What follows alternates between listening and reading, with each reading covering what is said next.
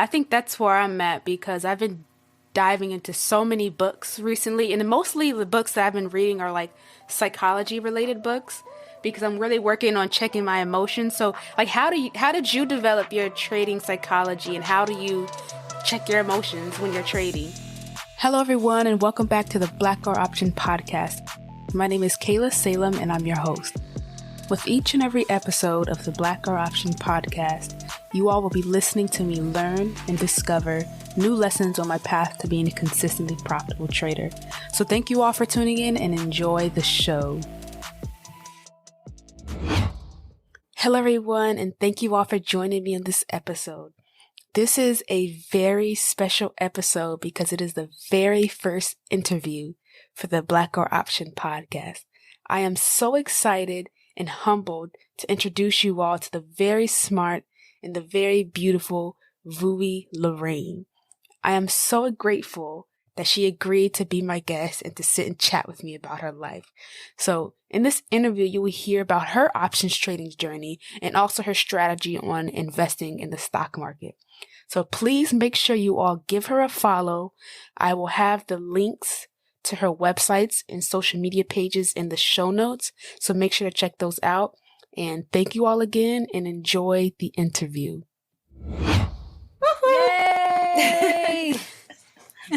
So I first want to tell you, thank you so much. I'm so humbled that you decided to say yes to this interview. I'm so honored that you would ask. I really am. I'm very excited for the opportunity. I'm so happy that we connected through Instagram. Oh, yes, we did. And so I'm so excited for this interview. Same here, girl. You know, tell me a little bit about yourself so the listeners can know a little bit about you. Okay, hi. Well, it isn't much to tell. My name is Vuyi Lorraine. I am from South Africa, born and bred there. I'm from a province named KwaZulu-Natal. I am of the Zulu tribe, and I moved to United States almost 12 years ago with an exchange program. It was a scholarship, mostly a fellowship more than a scholarship program, and that was cultural care. And I was studying at Rutgers University doing philosophy and African studies. And then from there, I moved to Boston. And I've just been here in Boston for like the past 4 years, Boston, Massachusetts. What are you doing in Boston? I am studying with Harvard University doing data science. Oh, she's smart. She's smart. Oh, I'm doing data science, and it's been a very, very fascinating study. Basically learning how to, use data for marketing. And that's what I've been doing, yes. So does that deal with a lot of like data analytics, like targeting like audiences and things like that? Yes, absolutely. Yeah, like demographics and targeting and, statistics and things like that. What made you want to major in data science? Well, first I saw this article. I'm in academia. I've always loved, learning and stuff. And so I have a background with, like I said, with philosophy, which is really just analyzing life. Yeah. And anthropology. I'm an anthropologist by profession, really. So from there, I just kind of veered into marketing, really, just for business. I'm an entrepreneur by default. My father was an entrepreneur. My mom is an entrepreneur. And so I think that in me just wanted to learn more about marketing. And when I did some research on marketing to see what kind of degree I could get, I study humanities, and there's not really much jobs unless you get into education, which I still love. I think it's my first calling. But with marketing, and I found that data really has been the most important drive or tool, I want to call it, in the marketing industry. And so I thought, let me nip it from there. And so I got into data science that way. Okay. All right. That's so good to know. And that's very interesting. And it came because I didn't get funding. I wanted to go to BC, Boston College, and so I didn't get funding. And I ended up going with Harvard University. Woo! BC is a better school, personally. It is. That's like the top notch. It is. Absolutely, yes, it is. Better school than Harvard, absolutely. So how would you describe your personality type? I guess I would say that I'm a very outgoing person. I'm definitely a lover. I'm an empath. So I am really, really just a lover. I'm outgoing, but I can get really hot when I'm pushed. I'm Zulu, so that little warrior spirit still lives in me. But, I'm mostly a lover. I'm kind. I'm sweet. Yes. I'm outgoing. I can be shy at times. It's the oddest thing. Yes. I guess I just have to familiarize myself with that environment before I could be myself in there. So I'm a little bit preserved, you could say. But I'm really nice and kind, and I'm a lover. I'm a lover. What do you like to do for like hobbies, or what are your interests? Well, I do love gardening. For instance, I live in Boston, and for those who know Massachusetts weather, it is forever cold. But I do have 52 plus plants indoors.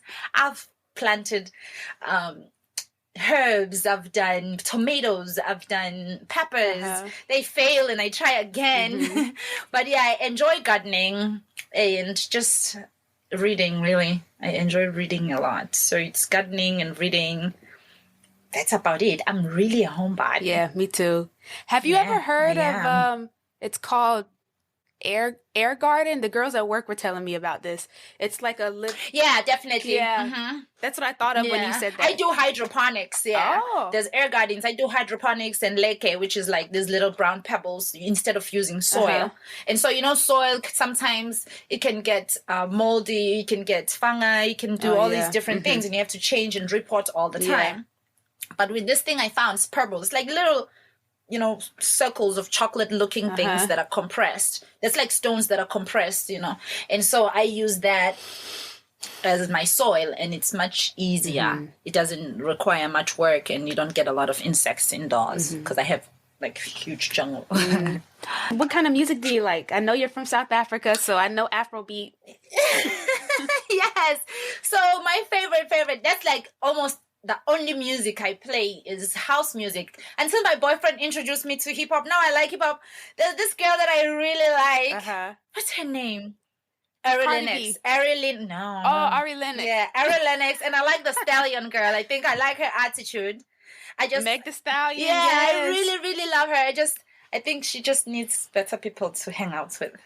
To be around her. Yeah, because she's a lover. Could you describe house music for people who don't know? Because I'm sure a lot of people don't know. Actually, it started here. Almost like, do you know Afrobeats? Yeah, Afrobeats. It's a little bit fast-paced on the Afrobeat side. So it's a mixture of Afrobeats and electric music, almost. It's not so much on the electrifying side, but it's more on the African side. Beats. Yeah. Give us a song so we could listen to it after the interview. So okay. So you guys just look up a lady. Oh, you guys know it's probably Jerusalem. Oh yes, that's house music. Yeah. Oh my gosh, I love that song. Yeah, and then Black Panther.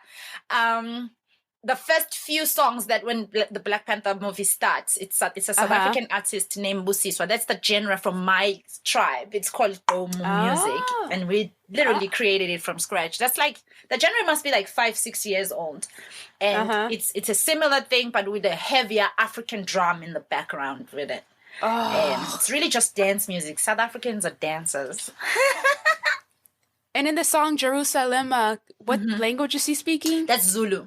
Speaking Zulu. So he's basically saying Jerusalem is my home. That's where my heart is. That's where, goodness comes from. Yeah. Oh, I love that song. Yes. How did you get started in the stock market? So it's kind of a funny story. I was down and out in like 2018. I had just moved to Boston. No friends, so I hadn't had much time to network. Didn't know anyone, so I was driving Uber just to kind of make ends meet, money there and there while I was waiting for funding to approve. And then one day I received this email, And in the email, it talked about derivatives. It was about Pfizer and how one can get into Pfizer and all that. And then at the end of the email, it was talking about derivatives. And I was like, I don't know what that is. And so I went look that up, and I found out it was just options. So like, I'm pro-Black. For everything that I do, I will always, any space that I get into, I always try to find Black people or people like me.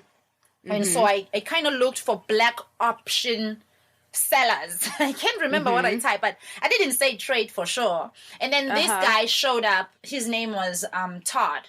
Todd had a course, like a 12-part series course, where he taught you about fundamentals of stock and then getting into trading options. And then I paid for that course on Gumroad, and I just never stopped looking. I've never stopped learning since. You've been in the stock market for about 3 or 4 years, I would say about 3 years now with my personal experience, but with people investing for me, because, I was familiar with the market, just not stocks, I was doing Forex exchange, and that's like trading currencies, but I wasn't doing it myself. I was paying an investor to do it for me, and I'll receive proceeds of about 25% each month.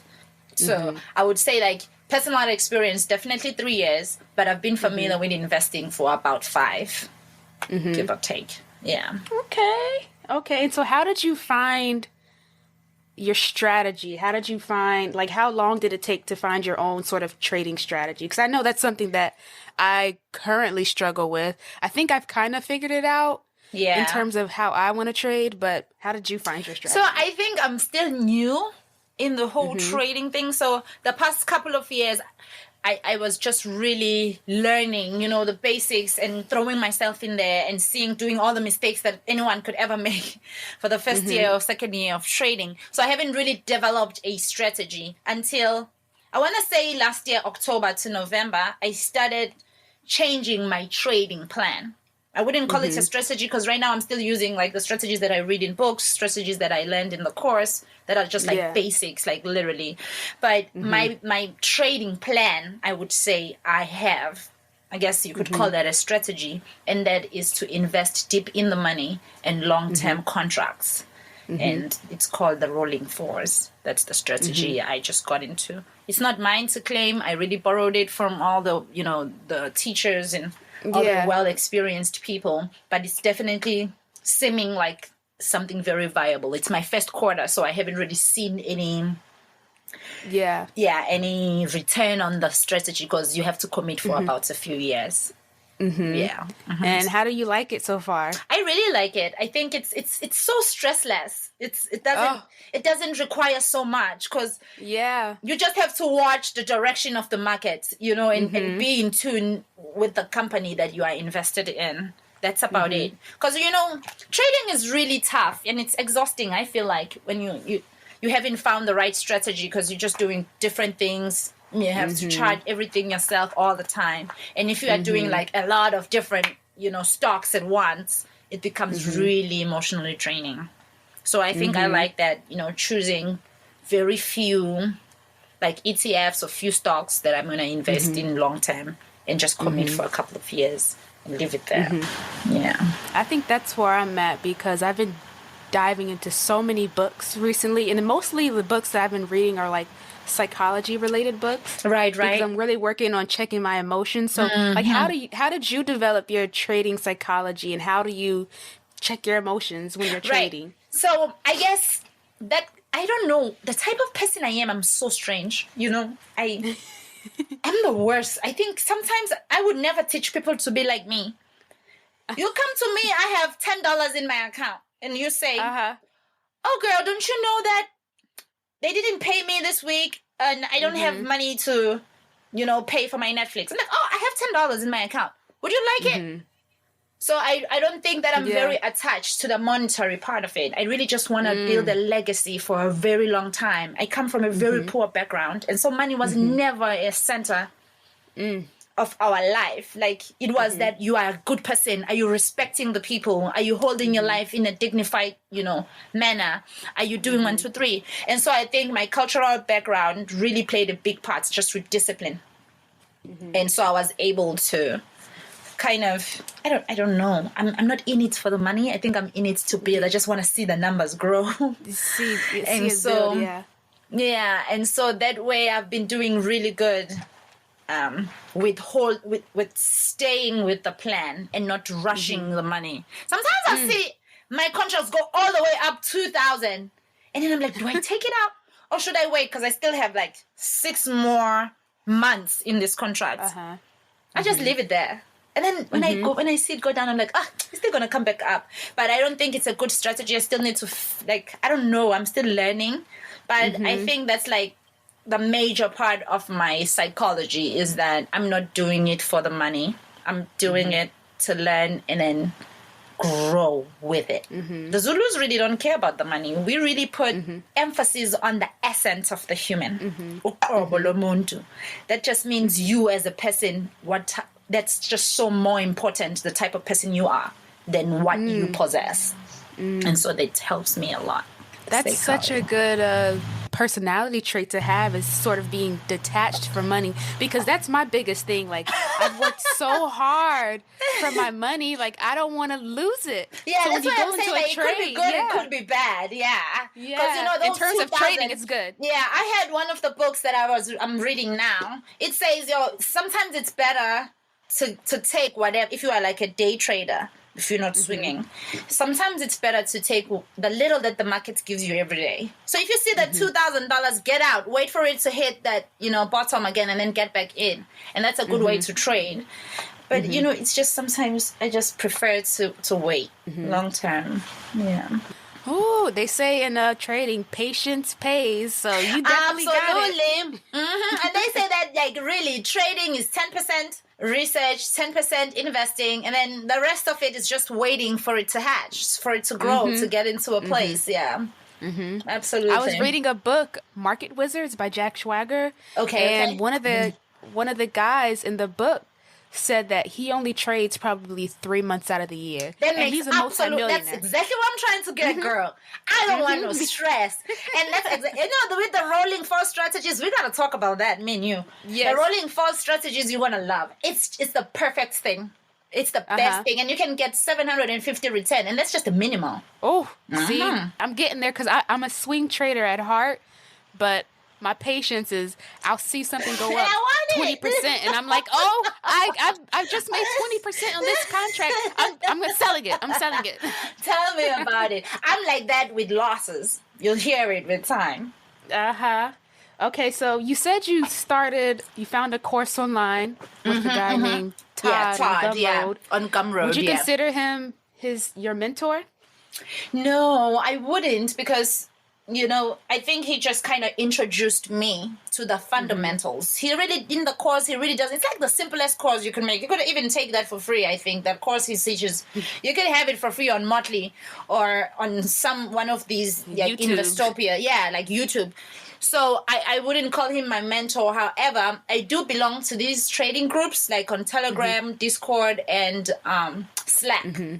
It's like membership groups that you pay like $20. One I pay $20 for, one I pay $40, and basically it's a monthly membership charge, and you have like about 30,000 different entrepreneurs who do different things, and so you get a lot of support from there, and then you'll hear about other people's ideas, trade ideas and strategies and different things. So there's definitely value in that, just when you are beginning. However, I feel like it stunts growth on some, at some level, I feel like it does.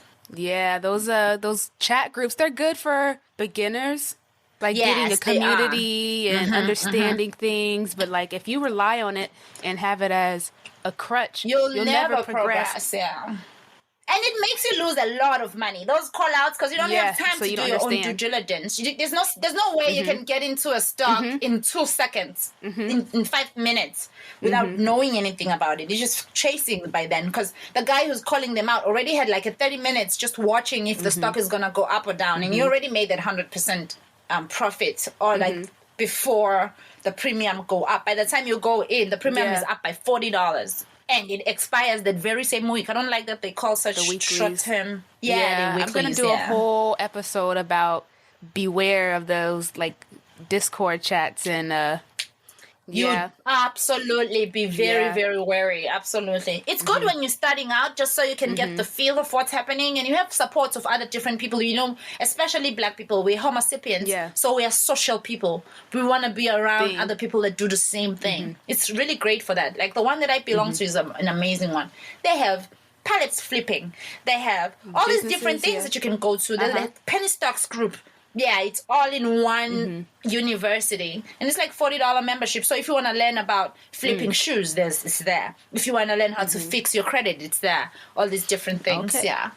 I do have a quick story about my first ever Discord chat that I was in. I'm going to talk about this when I do a Discord episode, but it was my first ever chat. And in the beginning, like the first month, he was really good.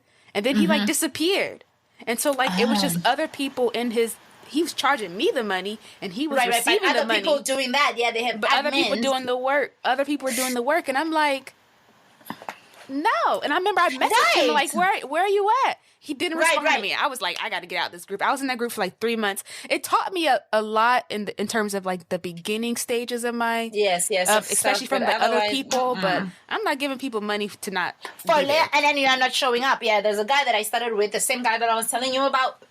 I started with him, and then like it just kind of... It wasn't him anymore. He wasn't showing up at all. Yeah. And I'm like, I came here for your skill, for your experience, and now you have these group admins that are just like me. So why am I paying you?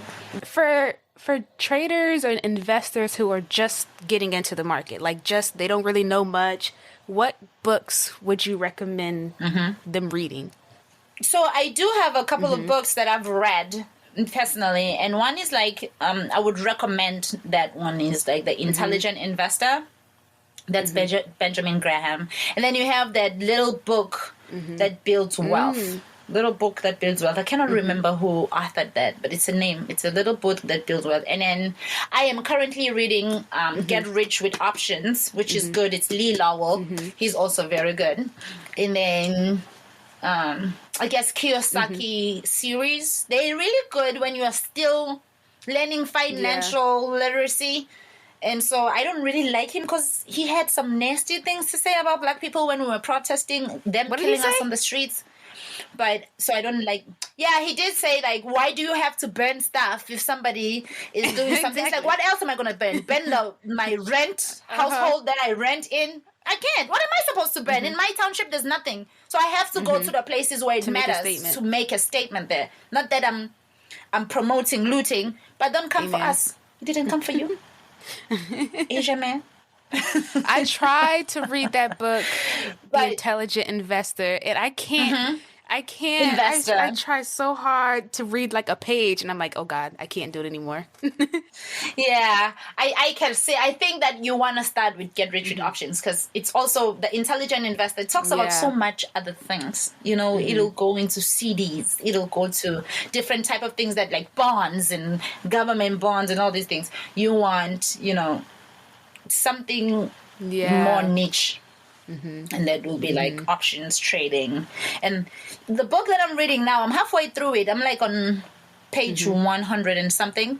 And it's like, I'm almost done with it. It's like 230-page book. And he does give you good strategies, like the dip in the money strategy I got from him. And I said, the rolling falls that they talk about is like dip in the money, but they don't talk about you buying dip in the money because the strategies are really good. I don't want to get into them, but there's really, really good info in there. And he talks a lot. He advocates a lot about dip in the money contracts. And girl, they're good. Trust me. They're the best thing you could do. It's just that they're expensive, but they have the best results because the data is always entirely low and your delta moves with the underlying, asset. Okay. So it's really good. He has some good strategies. Okay, so I you recommend guys, that, really. Get the book, Getting Rich in Options. Get that book. Yes. Get Rich with Options. Okay, so you kind of answered this already, but do you primarily trade or do you long-term invest? What is your strategy? Yeah, like I said, like I mentioned earlier, I recently got into a different trading plan, which is investing and buying in the money, like deep in the money contracts long term. And I think it's a good one. And the strategy that I started using is called a rolling fours. By this guy, Mark. He's like a really big goat. He's a black guy. And he just basically is saying every quarter, like save enough money, or I don't know if you have already a funnel where you get your money in, but get into a contract each quarter, and then you roll it for the next 3 years. You keep rolling it, and you're gonna get to like 750% by 3 years time. If you're investing like 17,500 US dollars, you're gonna get about 131,000 by the end of the first year. And because it's like 750, that's minimum, girl. And then if you hold it for another 2 years, just keep rolling it. And this is in every quarter. You're putting in the 17,500. In 2-3 years, you're going to be a millionaire. Okay, let me write that down. I'm going to. Because we've seen options. Because, options and stocks, like option has such an upper hand because you can get up to like 2,000% return quickly on a stock. As long as you have like, good Greeks. That's what I like about trading options so much more than stocks. There's I would never trade stocks. I feel so bad for the people who do. Yeah, it's just it's not bad.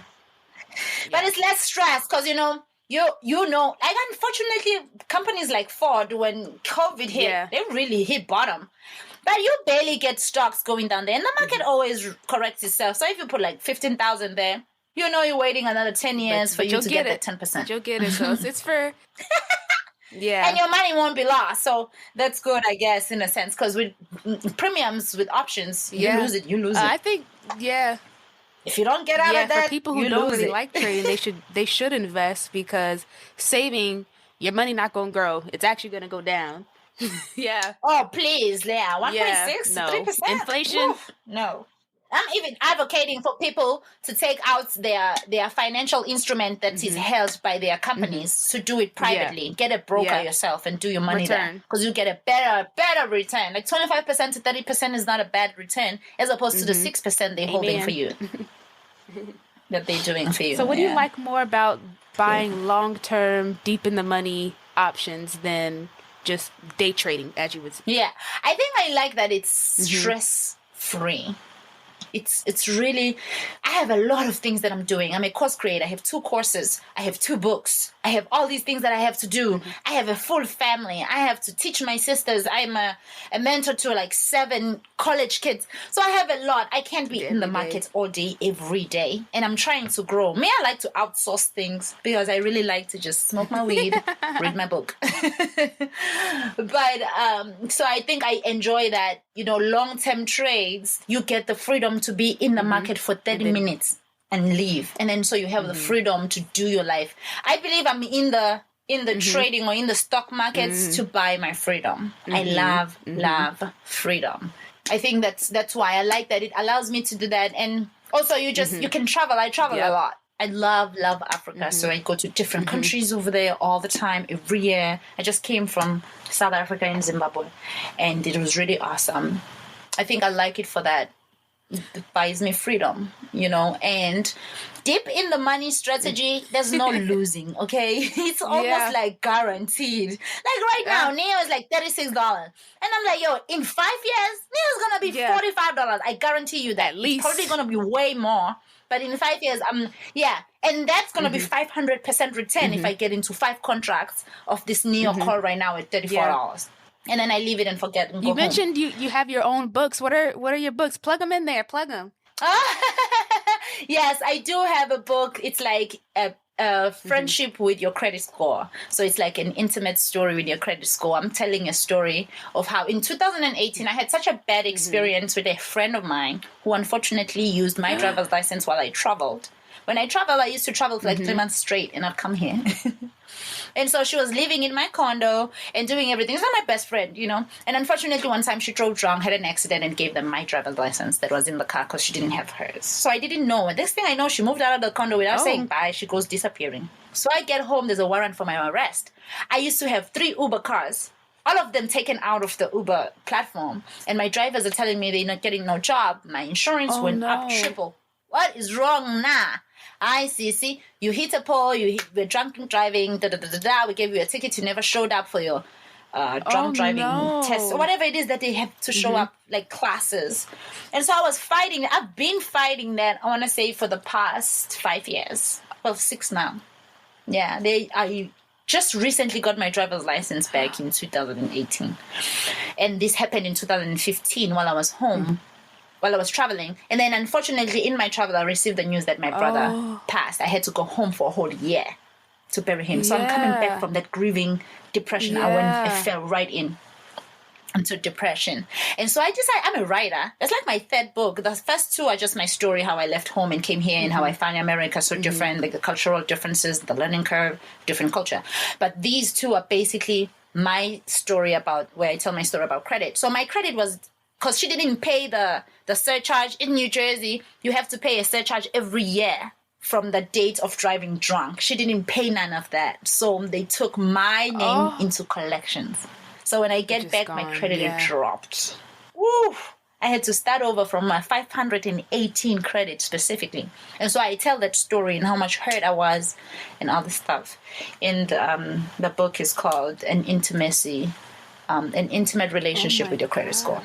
And I just give advice. It's like 101. It's 101. It's 101 ways in how you could just keep building. And now I'm at 750 and above. Okay, that's a comeback. It's a comeback story. Yes, girl. Listen, I always tell people, I'm like a superwoman. I don't care. You can say, I tell people all the time, you can put me under the bridge, girl, watch me. Give me 6 months, I'm out of there. Yes. Put me under the bridge homeless. 6 months, I'm out of there. I hope to have that resilience one day. And so the second book, I co-author with a PLR.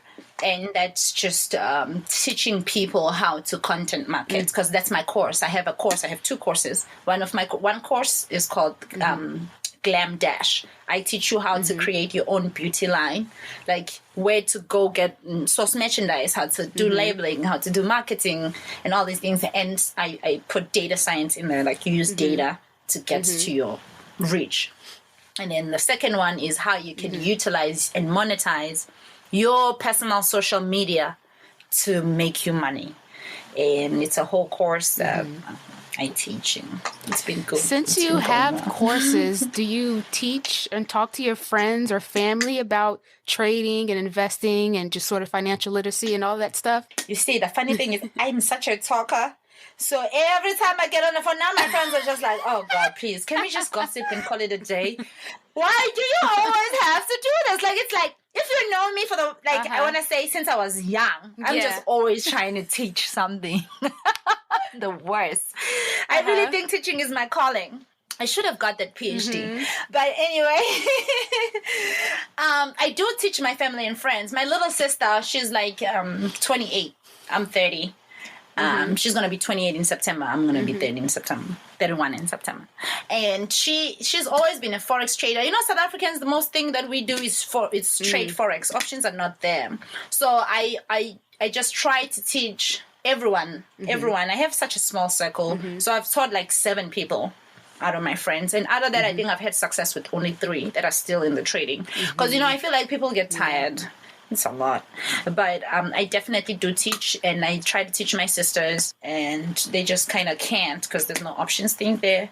But friends, I definitely teach because I do have friends here. And so do they understand when you're talking to them, like about technical analysis and like buying an option contract? Do they even know, like, they get it? Yeah, that's the funny thing. I guess I do have like some that are there. The thing is with trading, right? You can't just dive into trading. It has to be a balance. You have to have all the other things in check. Your financial literacy has to be on point for you to understand, like, you know, ROIs and interest rates and different things for you to become a better, you know, investor. And so I think that's a lot of work for a lot of people. They don't want to do that. So I would introduce them to these groups again. They will just go with the shortest contracts out of the money options because they're cheap, and they will lose all the money, and then they will give up fast because they don't want to put in the work. You have to put in the work. So some of them really do, like I said, three out of the 7, they're really doing good, and they're there with it, and they grow, they put in the work. But others, they really don't. They just like, so what am I supposed to do? You're supposed to learn, girl. How about that? That's all I learned. I'm trying to get there because when I first started trading, I didn't tell anyone. I just kept it to myself. And like, I'm slowly starting to like tell people that I work with or like friends and family, like, y'all should start trading. How do they react? Yeah, how do they react? It's gambling. Yep. Essentially. Yeah. They don't understand. That's what they told me. They don't understand. Gambling. Like, yeah. Okay. Yeah, people make a living off this. I try to tell them, but like, I think what has to happen is I have to be that guinea pig for like people in my life. Yeah, and then they're gonna start seeing it. That's what I did. And then now I get like, whenever I post my trades, because sometimes I don't want to post all my trades, but sometimes I would when I'm making like good money. If I make 13,000 in a trade, I'm like, oh guys, look, I got this, and this is da da da da. So I start getting random people on my pages saying, hey, I really want to get into this. How can I? So I started these 2 pages. One is called Infoplug 1.0 on Instagram. And another one, and the website is infoplug.co.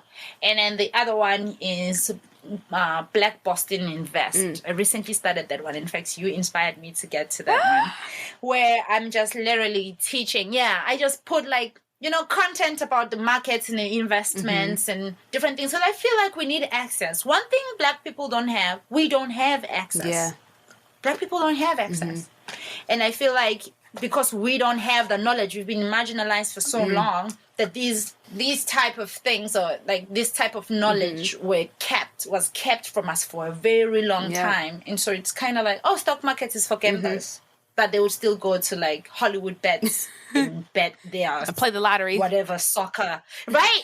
They'll play the lottery. That's gambling. Yeah, and we just need access. I just believe that because Black people are strong, Black people are smart. We just don't know. Yeah. And I think you don't even have to be a guru. You don't have to know much. Just give access. Like, if you know a site, if you know an app, how a person can get in there and invest. Like Cash App. I would say to people, get Cash App and start buying fractional shares. Easy. It's nothing. You have $20 that you're not going to do. Put it in there. Call it a day. Easy. Yeah. So what do you think prevents, or not prevents, I would say, but keeps Black people from getting into the market and starting investing? For such a long time, people believe that to start in the market, and that was it. Unfortunately, the Wall Street people, they ran a scam for a long time. And I remember in 2009, everyone's like, Occupy Wall Street. I was like, these white people are crazy. Occupy Wall Street for what? Leave it alone. But I understand now, because they've been running this option thing has been, why didn't they tell us about options all along? Tell me why. Okay? How can you sometimes I'll make $3,000 within 10 seconds. Excuse me, why didn't I know about this all along? I was a nanny for a very long time through college. I shouldn't have never been nowhere near that. Okay? I could have been investing this. So I really think that a lot of people just feel like it's a lot of money. And it's a lot of money to start. But that's not true. Yeah. You could start with $5. You can start $5. You're not going to get $5 very quick, but it's a start. And so I think people are hesitant because of that. And some who start, they lose money because they don't put in the work that needs to be done, like groundwork, before you get in. So they lose the money and they're like, I'm never going back there. It took away my $1,000. I never got it back. And so I think that's why most people are hesitant. Yeah. Education is the number, like before you even get started, educate yourself. Absolutely. Educate. Absolutely. And it's investing. Investing is probably the simplest form. Trading is a little bit complicated, but investing is probably the simplest form. Yeah. And I really am trying to mature into a more investor than a trader. I always said, I don't want to become a trader. I want to become an investor, like a matured investor. Yeah, because Warren Buffett, he's a billionaire, and that's how he got his wealth, is through investing. Right. Absolutely, it's possible. Yeah. And he waited and things matured, and now look at him. I think like social media definitely provides a false sense of success, quote unquote. Like you see people post, oh my gosh, this person made $20,000. You don't realize it took them $100,000 just to even make that. To make that. And you don't get to 100,000 within one day. He must have been trading for the past 4 years to accumulate to that much. we see the end result and we want it. Like the actor. When you see an actor on TV, you're just firing away his lines, doing so well that you believe the character. He had spent thousands of hours behind closed doors practicing for this performance. Years. And I think you're right. With social media, there's no sense of hard work anymore. Like, you have children. I call them children because I'm 30, I'm old. But you have your 25-year-old, 26-year-old committing suicide because they are not making $100,000 a month off of their social media. But also, it's a lot of fake. Like, I was watching this documentaries my boyfriend put me up on.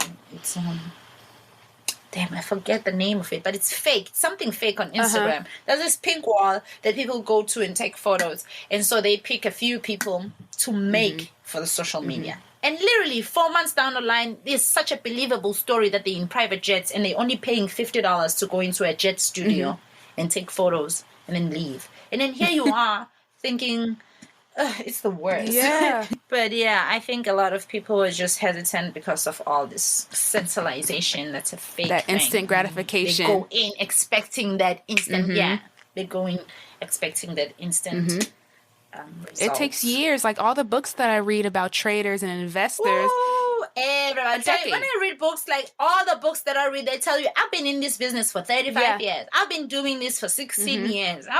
And you're still writing books. That tells me that it's not as easy. It's not as easy as we all think. But look at their lives now. Like they have that time freedom, which is what we're all chasing. To do the stuff, that they like, So where do you see yourself in 5 years in your investing, trading journey? OMG, girl. In 5 years, I am going to be a multi-millionaire. Definitely. I'm affirming that.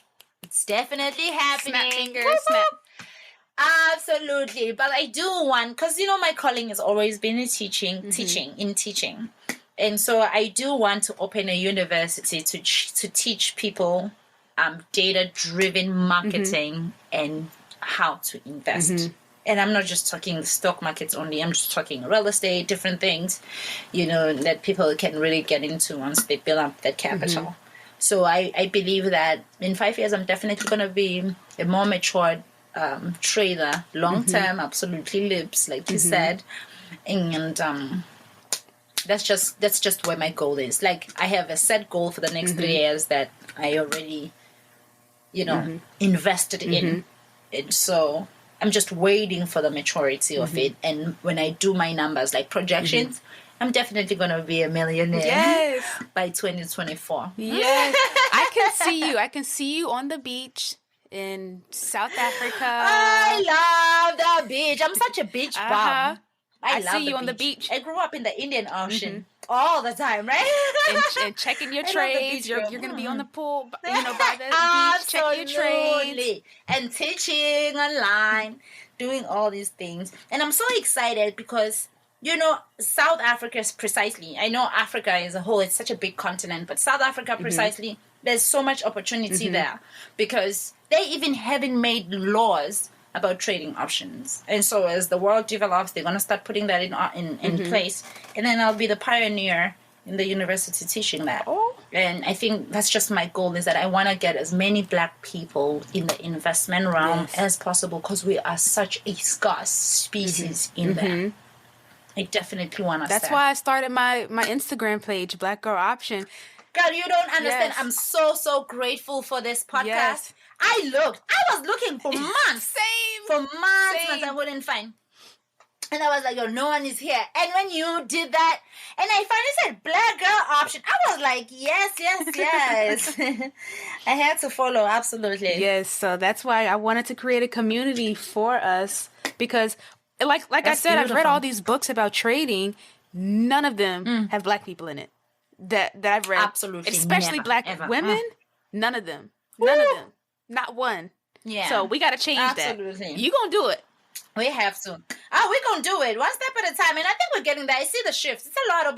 There's another podcast that I listened to. And I can see, like, they have so many people, like, Black people, just in there. I'm like, yes, this is how it starts. And we are just building. We'll get there. And our podcast is like a year old. And he has so much support because I think we are just hungry now.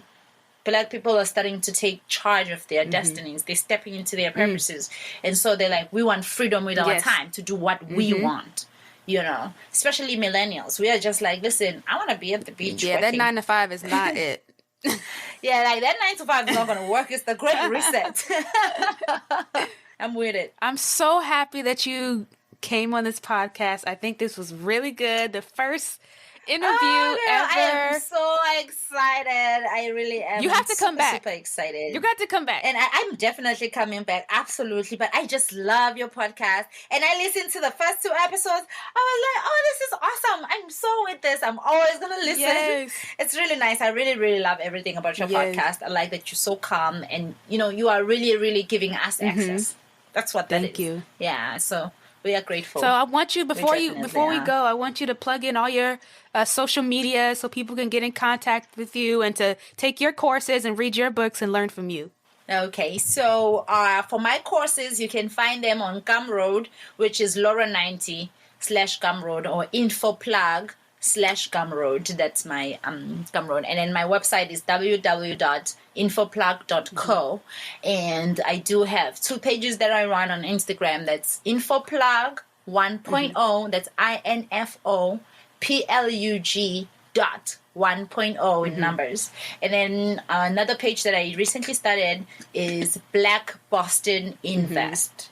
And so please do follow me. I have a personal page which is Durban Chic, DURBANCHIQ. That's Durban Chic because I'm from Durban. Yes. Ooh, this was a good interview. Yes. I appreciate the opportunity. Thank you so much. Girl, I just think your energy is awesome. And your energy is off the charts. Like it makes me more comfortable. It makes me more comfortable. I'm so glad. I really, really love chatting with you. It's really awesome. Okay. All right. So we're going to do this again. Absolutely. I'm there for it. All right. I'll text you. Okay, baby. Thank you. Bye. All right, everyone. That's a wrap for this episode of the Black Girl Option podcast. I hope you guys gained some insight and learned something new. Don't forget that episodes drop every first and third Monday of each month. So please hit the follow button and follow me on Instagram at Black Girl Option. See you all on the next episode.